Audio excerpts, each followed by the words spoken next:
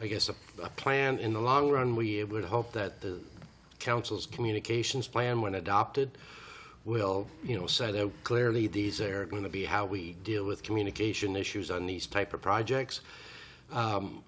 But, this matter needs to be addressed before you get to your plan. We don't expect you to get your plan till later. So although this is sort of a one-off, it was as a result of meetings with communications officer, Ms. Harding, Mr. Rao, and myself about how we're going to communicate on this plan. And I expect it'll be at least part of the recommendation that'll be coming on how you deal with future projects. And some of this plan may be applied to how we communicate with the downtown Newcastle businesses as we approach the construction that's going on down there this summer. So Darren, if you want to address it. Sure, thank you. As the manager alluded to, we met today with the new communications coordinator, I guess, and officer. Officer, is that, sorry, I apologize for that. So I guess we come up with a plan, I guess, in the next few weeks. We're going to arrange a meeting with the Downtown Business Association and any other business member who wishes to attend. We'll go over the project. Right now it's currently in its conceptual stage, working on detailed drawings. So I don't have details at this moment of dates and things like that, and which particular street will be closed at which particular time. But we'll work through that, and maybe in a few weeks we'll have a better idea of some staging issues and things like that. So we'll go over it with them. We will, let them know our vision and how we're going to minimize disruption to the businesses. In this area of downtown Chatham, we did construction work back in 2006, which we did the whole street at the time. So we are familiar, and we're doing downtown Newcastle. So we've had experience with keeping businesses open and how to work around them. So we put those requirements in the tender, and we'll communicate it to them at that meeting. What we'll also do after that meeting, we'll follow up, and as it gets closer to the date and time, and then we've done this in downtown Newcastle, we'll circulate a notice to the businesses that are affected in the local area, and just some details, some closures and stuff, how we can alleviate their problems. And what that does too as well, it gives the project engineers who are on the site an opportunity to introduce themselves to those businesses that are affected, and they can, if any other problems come up on the site, they can go to them right away and things like that. So it kind of gives a face to the project. And then, we're also going to let them know we're going to come up with a little more strategy, how we can get the word out to the public.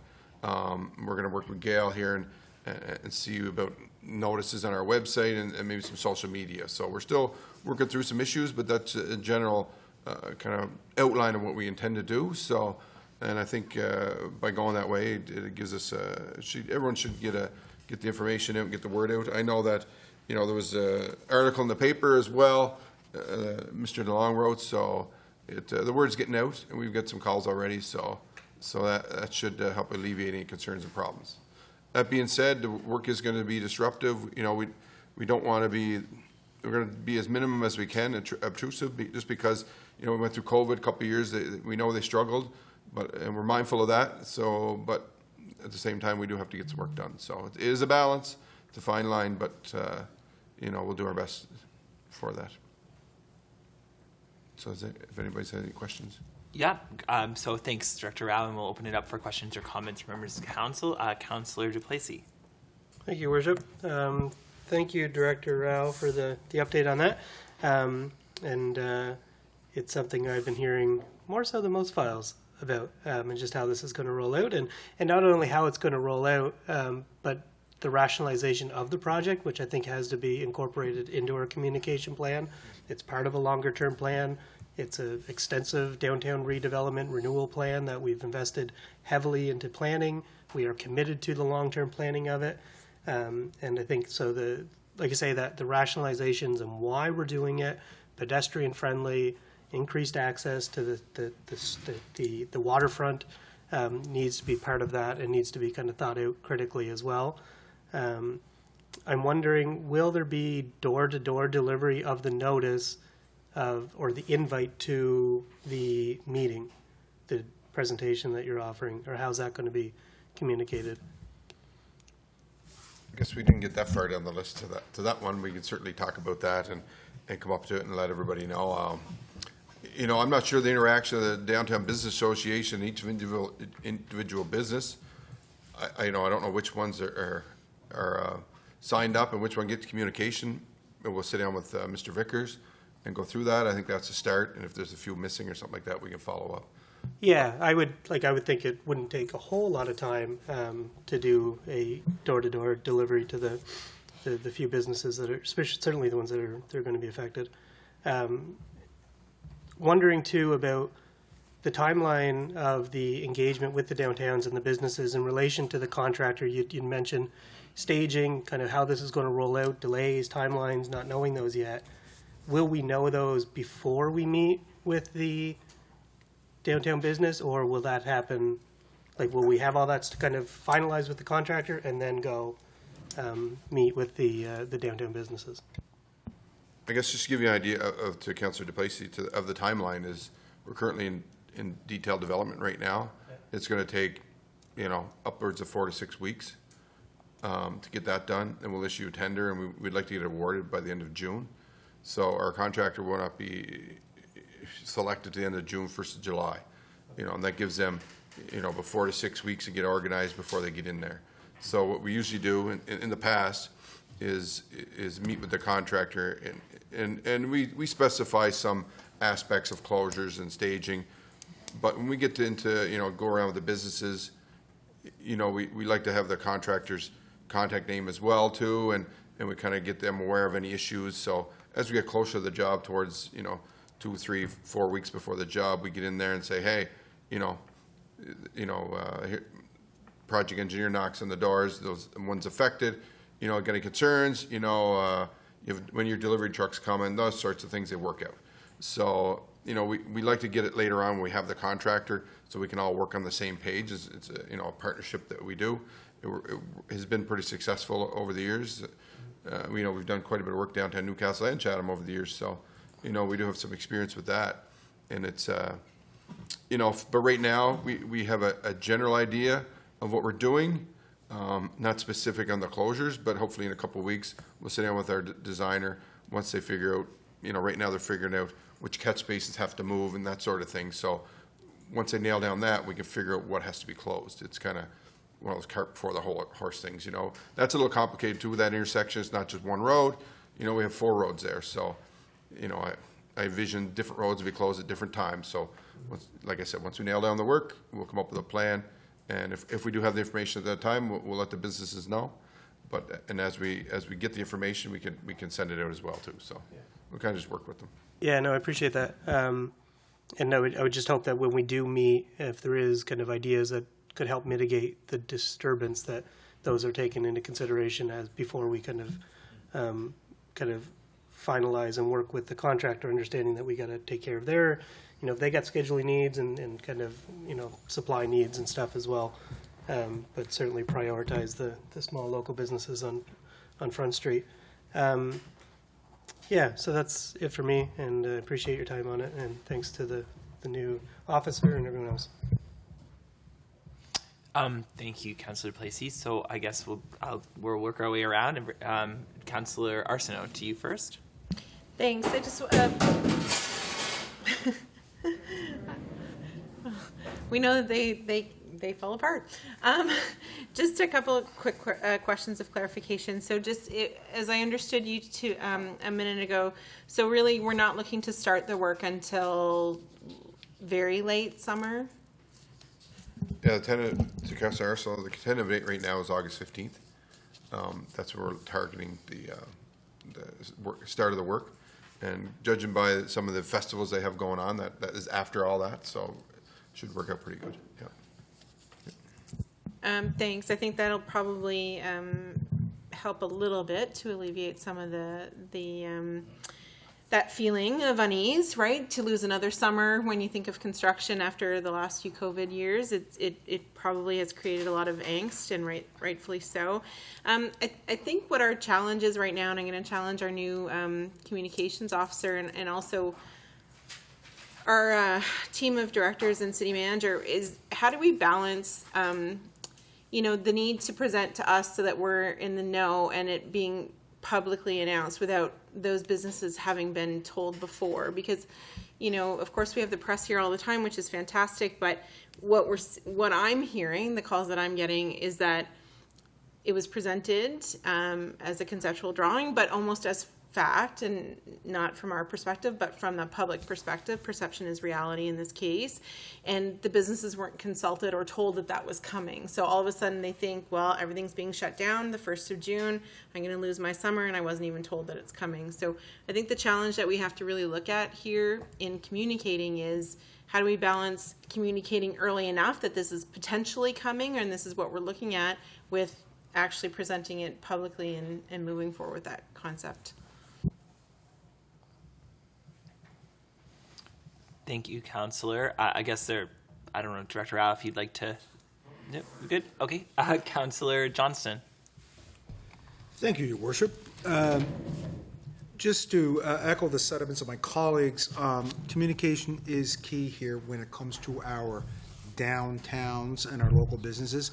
I would make the point that it is a really solid idea to gather concerns, but I might add that it also might be an innovative strategy to solicit ideas and from the local businesses, and how to incorporate those ideas into some of the proposed projects for both of our downtowns, so that our local small businesses all over the city, and not just in downtown Newcastle and downtown Chatham, former towns I might add, but all over the city, so that if we solicit folks' ideas and incorporate them into the solutions, not only will communication be improved, but people will feel part of the solution and part of the plan and vision for our local economy moving forward. The last observation I would make, I do find it tiresome continually referring to the Downtown Business Association of Chatham and Newcastle. I would like to see one local business association that not only includes both of our downtowns, but the businesses around the river, in Douglastown, in Nelson, in Bushville, in all parts of our city, so that we will have one generic business association for our city. I know that's not the vein of the topic today, but I throw that out there as an observation and just a point of information for some reflection to my colleagues and the public. Thank you. Thank you, Councillor Johnston. I would maybe quickly want to make the point that for the public, in addition to the downtown BIAs, there is, of course, also the Chamber of Commerce, which has a slightly different purpose, but does represent businesses in all areas of the community as well. But good points from all members. Is there anyone else who I guess would like to speak to the plan as outlined by Director Rao? I just would offer a couple of comments from the chair, and I think generally speaking, Director Rao, and I know that this plan that you've sort of roughly laid out that has been put together in consultation with the communications officer, Ms. Harding, who is on the Zoom. I would want to make the point to say that. I think it makes sense. You're not going to have all that information, the detailed, until later. But let's get to them sooner than later with the conceptual drawing and the high level, and then the details will be filled in later in writing, nonetheless, and door to door at the businesses as we get closer to the project. So that, to me, sounds like a very good plan. And I always just like to point out, I've received some messages myself and seen some of the dialogue on social media as well. I think the challenge, first of all, is coming out of a COVID context. Everybody's a little on edge and apprehensive on all things. But these projects are transformative for not just our downtowns, but our entire city. And we all, I think, again, sort of been through a lot in the last couple of years, and we often can have short memories.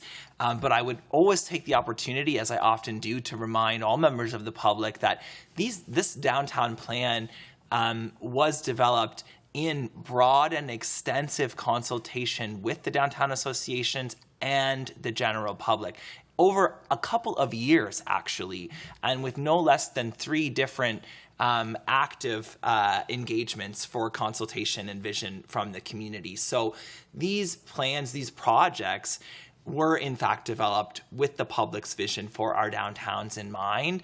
And that plan was only developed in 2019 and adopted by council. So it's been a few years. We've had good success in a number of these projects going out the door already, and it's our intention to continue to do so. So certainly we're going to have another big consultation coming up to build a 10-year outdoor recreation strategy, and we encourage people to participate in that. But just because, you know, a drawing shows up at council that's effectively already in a plan that's been public on our website for years now, we do need to remind people, but we can't always start at the beginning either. And these plans, you know, we also were budgeted at budget time. So, you know, there's an element that we have to make sure that we're doing our best effort to communicate. But I think it would be not accurate to say that this is new information or a project coming out of nowhere. We've made it known for years and several times over the last few months that this is an intention, and the drawings have been available on the website for quite some time. And again, I'll conclude, Director Rao, by saying that my invitation is still open to you when you schedule this meeting with the downtown. If I'm available, I will absolutely love to come and take part as well. But again, I think it's good from Councillor Duplessis' point that we also sometimes, we live this every day, and we have to start from the beginning when we go out to let people know and to ground them in the fact that these plans were built on the public's vision and we're executing those on their behalf. And that'll conclude my remark, and I'll go to Councillor Ross Robinson. Thank you, Your Worship. I think it's all great, but I'm curious about the necessity of doing the door-to-door delivery of the information. You know, to His Worship's point, it's been out there for quite some time. I understand that there are people that are upset and they're concerned about what's happening, but I just wonder, are we setting a precedent that every time we do work on anybody's street that we're going to have to go door-to-door delivering papers, letting them know what we're doing? You know, they do have an association person, you know, Mr. Vickers. He should be the one that's going door to door. So if we are to hand deliver a message, it should be to the head of their organization and let them deliver the message. I just think it's would be a waste of time and effort, staff hours, to hand deliver messages and then be bombarded with questions and opinions and that sort of thing, when at the end of the day, to His Worship's point, the message has been delivered over and over again, and it's unfortunate that it's been muddied a bit as in its delivery, but I just think it's unnecessary to do the door-to-door. I can just speak to it quickly. Yeah, and I think we're on the same page there. It's just coming off of the parking strategy, where the whole, you know, and I take them at face value that they weren't consulted, right? So I think there's realizing that the stream of information doesn't always happen as we'd like, and, you know, I don't know if it's so burdensome it's probably 2 hours, an hour max to do that. But yeah, no, I think we're on the same page in terms of precedent. I asked the manager to speak to this too, because I understand that precedent already was established last year when notes were hand delivered in other parts of the city. Sort of, we looked at this, you know, it's not a one-off, but it's a big project. So we looked at it from who's being impacted. And essentially, you're going to lose Water Street from Henderson around to Duke for a chunk of the summer. So we looked at it in this sense. All of the businesses in the downtown are going to be impacted. There is a smaller number of businesses, roughly from the new Jardine building, the old Bank of Montreal, around the corner, that are going to be severely or more impacted, because we're going to be digging near their front doors. So the idea was, the first meeting was, it's not intended to be a public, it's for members and business people in the downtown. We're not fussy how close you are, but it's not a public meeting. We are going to ask, we discussed it, a couple of members of council to come and explain the rationale, because that's sort of something you guys would have to deal with more than staff. We believe it's important not to turn it into a public discussion on the merits of this, that we would like to keep the focus on the implementation of this plan and getting ideas how to minimize the impact. So that one group We intend to try and seek email addresses, get the word out that this is where it's going to be, either the ROD or the exhibition. We're gonna drum it up to get everybody there. The second group is the ones that'll get contacted. So the pub in that area, the bank in that area. As things develop and they're more impacted, we had a discussion today. To the councillor's point, we believe besides those, CC should go to the business association, but we've learned from the Newcastle experience that sometimes there's not good communication between the executives and some of the members. At least some of the members claim they don't hear things, so we're going to try and avoid that by CCing those people. And we are going to have, as the engineer said, as we have, ideas of streets will be open or temporarily or one lane or what type, they will be contacted. Because it is a small group of businesses. If you wrap around that corner, we might be talking 6 or 7. The engineer did the same thing over here. The project over there was the coffee shop, the Oak restaurant, those people were the ones. So it is a small group. We're mindful of them. But I really, with all due respect, think we're going to avoid asking the downtown associations to be our messengers on this file. And we're going to try and email those. The last people that are impacted, we determined clearly, are the public. And when are they going to drive downtown and know whether they can get to their business? Can they make where they got to park? Can they access the front street at any time? Can they get to the lawyer? Can they get to whoever is in the downtown? And we got to deal with that. And we are going to communicate, and the idea is that will be mostly a social media thing in terms of getting the word out to the public, what's going on and when. It is for 6 weeks starting mid-August, but there are people downtown in those time periods, and there's people with businesses. So I think we have an idea of who we're trying to communicate with and how, and the message. I guess the key will be the first meeting to get the message to all those that are impacted, and then to move forward and reduce it to the ones that are immediately impacted. But that is the plan in detail. I mean, in some a little more detail in terms of recognizing who we think we have to talk to and how we're going to talk to them. As council's aware, the whole goal of this exercise of a communications plan is that it's all determined. We can start to educate the public where they can look for this information. It's pretty tough right now on a case-by-case basis to even tell council to tell your callers where they can get some of this. So the idea, we believe, is to establish how we're going to communicate, make the public aware of how we're communicating so they can look in the right places for the information that impacts them. And I expect in this exercise, we started the discussion, we will be moving away from the, quote, traditional means of communication with the public to a greater extent than maybe we had originally planned. Thanks.